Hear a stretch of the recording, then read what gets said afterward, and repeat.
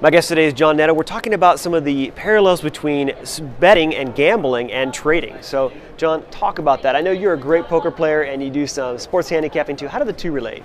There's a couple of ways they relate. First of all, to be a great trader, to be a great speculator, you have to remain ruthlessly impartial and be able to take both qualitative and quantitative information and then execute on that over multiple times to progressively build your bankroll.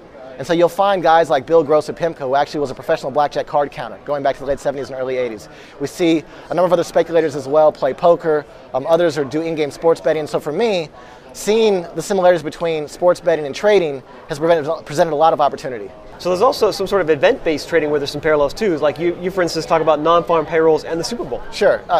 With every big event, okay, like whether it's non-farm payrolls, which is the first Friday of the month, or the Super Bowl, which is the first Sunday of February, there's what I call a pre-number strategy and then a post-number strategy. So with non-farm payrolls, I go in based on what my models tell me of where I think that the economic number will come out, and then if I think there's value there. With the Super Bowl, I have a bet on number of props, on the over-under in the game, and on the side.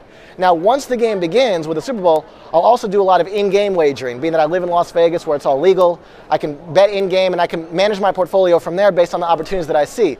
Along with non-farm payrolls, once the number comes out, everything I had from before, all bets are off. I either made money from that or I lost money from that. But whatever the case is, I now will proceed with, okay, if the number is bullish, like the recent non-farm payrolls number was very bullish, that means risk is on. So if I happen to be short, I'll cover my shorts, I'll get long S&P, I'll get long crude, I'll get long maybe some other Aussie, and I might even get long some copper as well, okay, because of what happened with that number there. So both require a pre-event strategy, and both require you to be flexible with a post-event strategy as well. So John, I also know that there are some great poker players that also happen to be some great traders. Why is that? Great traders and great poker players understand that past is not prologue. And understanding that the past can serve as a base, but does not tell you exactly what's going to happen in the future.